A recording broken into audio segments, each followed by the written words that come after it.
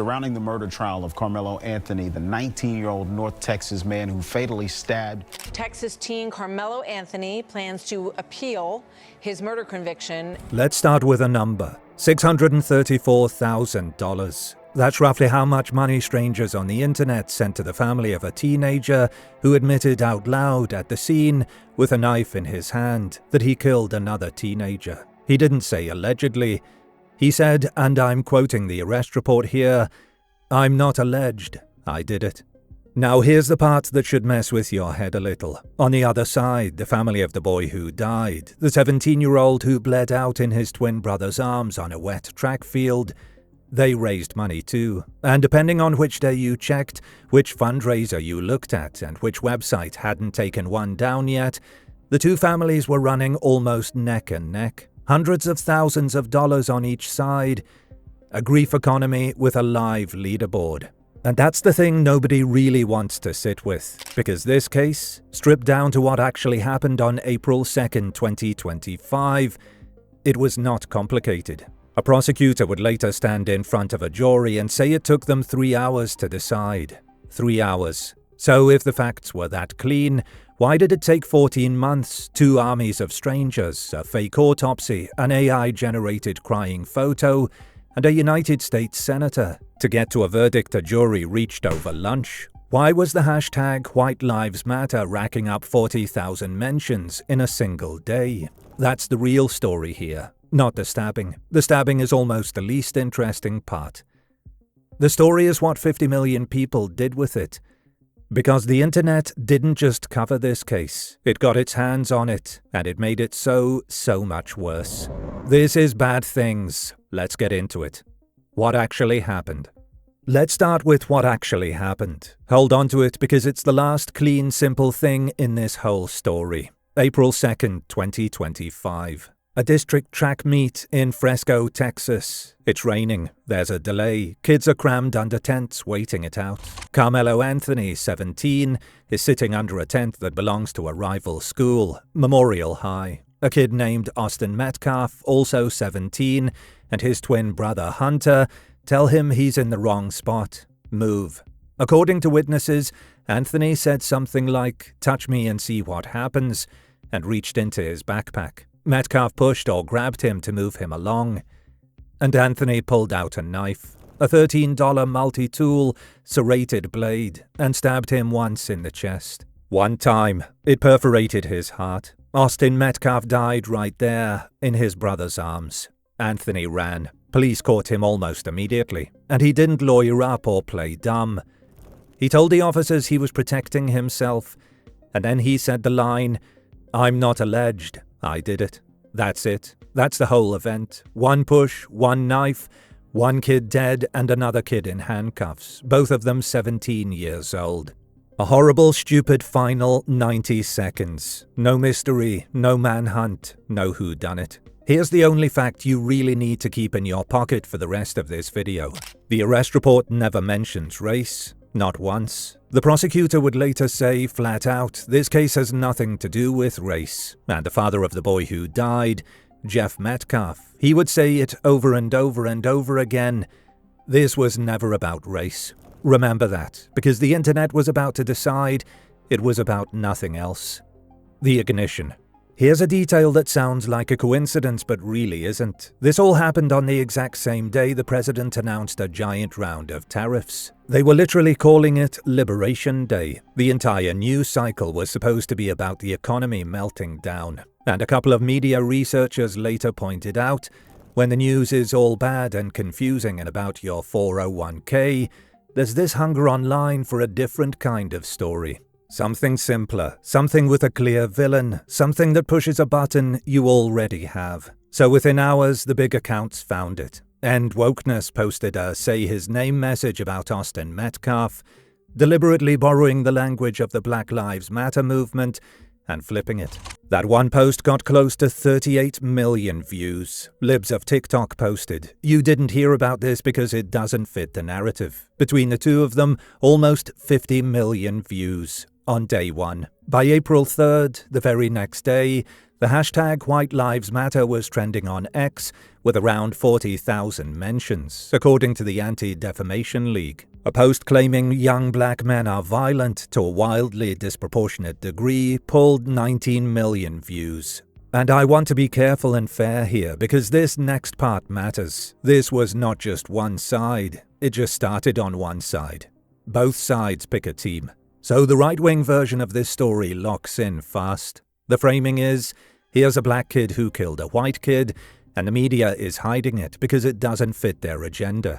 Matt Walsh of the Daily Wire posted that young black males are violent to a wildly, outrageously disproportionate degree. That's just a fact. And that one racked up around 19 million views. The commentator Benny Johnson posted, "Death sentence, send a message," over Anthony's mugshot. Actual white nationalists like Nick Fuentes and Stu Peters went on their shows to call it proof of, their words, black barbarism. And Jake Lang, a man who'd been pardoned for January 6th, literally drove to Frisco, ran a rally he called Protect White Americans, and when the grieving father confronted him, told him his objection was just white guilt, that he was creating thousands more Austin Metcalfs with his weakness. Sit with how insane that is for a second. A man traveled across the country to tell a dad whose son just died that the dad wasn't angry enough. But then the other side picks up the rope and starts pulling the opposite way. Because once Anthony's family set up that fundraiser and it started pulling in serious money, a counter-narrative formed. Now Karmelo Anthony isn't a kid who stabbed someone, he's a victim. He's the next Trayvon Martin. It was self-defense. The system is railroading a black teenager. Free Karmelo starts trending. There are protests. There are chants. Self-defense is not a crime.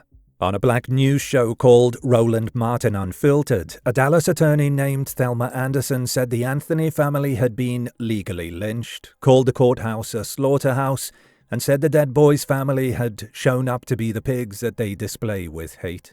And here's the thing I really want you to notice, because it's the whole point. Both sides, the people screaming it was anti-white violence and the people screaming it was a racist railroading, both of them agreed on one thing. They both decided this case was fundamentally about race. Even though the cops didn't say that. Even though the prosecutor didn't say that.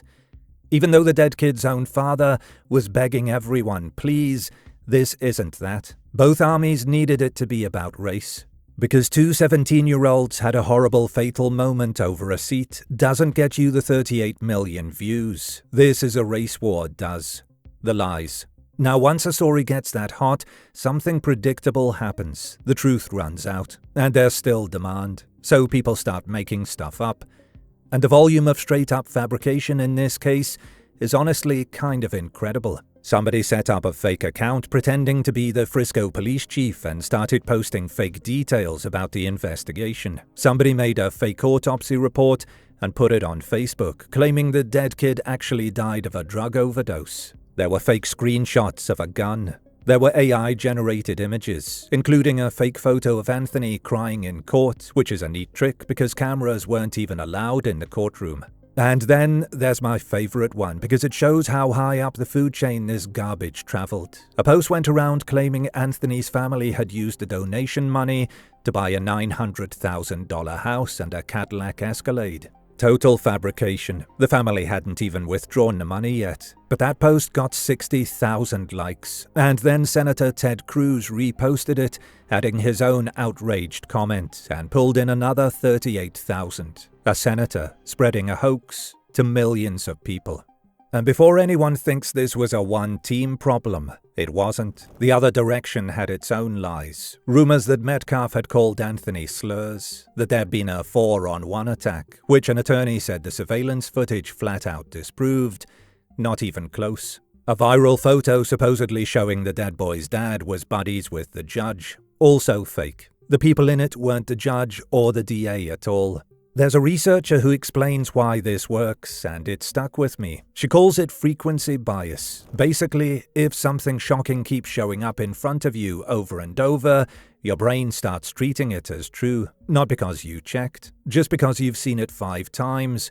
And an algorithm that's trying to keep you watching, it will absolutely show you the shocking thing 5 times. Why the machine loved this? And that's really the engine under all of this. Let me get slightly nerdy for 30 seconds because it's worth it. There's an actual study, looked at over 500,000 tweets, and it found that every time you add one emotionally charged moral word to a message, it spreads about 20% further per word. Outrage isn't a side effect of these platforms. Outrage is the fuel. The angrier a post makes you, the further the machine carries it. Now layer on the timing. In January of 2025, just a couple months before all this, Meta announced it was getting rid of its fact-checking program in the US. Less friction, fewer speed bumps. So a fake autopsy and a hoax about an Escalade get to travel basically unbothered. And then layer on the people who do this for a living. The same guy who drove to Frisco for a rally, he'd post a fundraiser link and literally tell people, please reshare this right now. And when this case started cooling off, he just moved on to the next one. A different stabbing in a different city, a fresh tragedy to plug into the exact same machine. Because the case was never the point. The case was content. The fundraiser became a reason to post an update every few days. The outrage became a subscription. The internet didn't get interested in these two boys. It got interested in what it could do with them. Real people, real damage. And while all of this is happening online, it's spilling into the actual world. Both families got swatted. That's when someone calls in a fake emergency to send armed police to your door. The Metcalf home got hit 3 separate times. A man in another state assaulted a random stranger because he wrongly believed the guy was a juror on the case. People were getting hurt over a story most of them had only ever seen through a screen, half of it invented. 2 families, both already living through the worst thing that can happen to a parent, and the internet decided they were also a battlefield. The verdict. So let's get to the ending the machine spent 14 months building toward. The trial started in June of 2026, 8 days. The prosecution called 21 witnesses, most of them students who were standing right there. They had surveillance video. They had the body cam footage of the confession. The prosecutor's line to the jury was simple. This isn't self-defense. This is a provoked, unjustified murder, a sneak attack. The defense argued self-defense and argued that a ton of false information had poisoned everything around the case, which, to be fair, was completely true. There was a mountain of false information.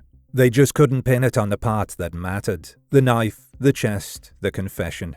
The jury went out. They came back in after about 3 hours. Guilty of murder. They didn't even take the lesser option of manslaughter.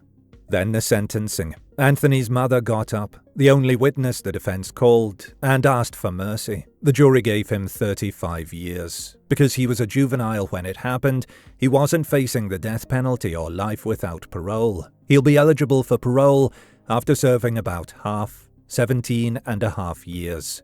And Austin Metcalf's mother stood up and said something I haven't been able to shake. She looked at the kid who killed her son and told him he was lucky he only got 35 years, because she got a life sentence without her son.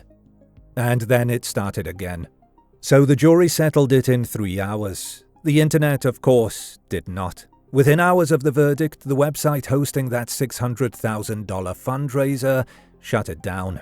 And almost immediately, a brand new one popped up. A Karmelo appellate fund. The grief economy doesn't close, it just relaunches. A fake quote went viral claiming Anthony's mother said she was glad he took that boy's life, and that she was suing the racist jury. Completely fabricated. She'd actually asked for mercy, and shown remorse in that same courtroom. But the fake version traveled, because the fake version was angrier, and angry travels 20% further per word. Remember? And the people on the other side started celebrating, and a few of them, including sadly the victim's own father, went further. On a podcast a few days after the sentencing, Jeff Metcalf, the same man who'd spent a year insisting this was never about race, called Anthony a watermelon felon, reaching for an old racist stereotype. And the part that tells you everything, right before he said it, he announced, quote, "Let me make something racist up so you can all go viral." He knew exactly what the machine wanted. He fed it on purpose. The machine got one last meal. Then it went looking for the next track meet, the next school, the next 2 kids it could turn into a war. So here's where we land. Two 17-year-olds went to a track meet. One is dead. The other won't be free until he's almost 40. That's the whole tragedy. Small, human, unbearably sad, and it did not need a single hashtag. It got millions of them anyway, and none of it brought Austin Metcalf back, or got Karmelo Anthony a fairer trial. It just turned two grieving families into a scoreboard. The jury looked at the facts and needed 3 hours. We've had over a year and still can't agree on what we watched. That gap isn't the system failing, that's the feed. So next time one of these blows up on your timeline, ask the boring question first. What actually happened? Before you pick a side. Because somebody's counting on you to skip that step. Be careful what you believe out there.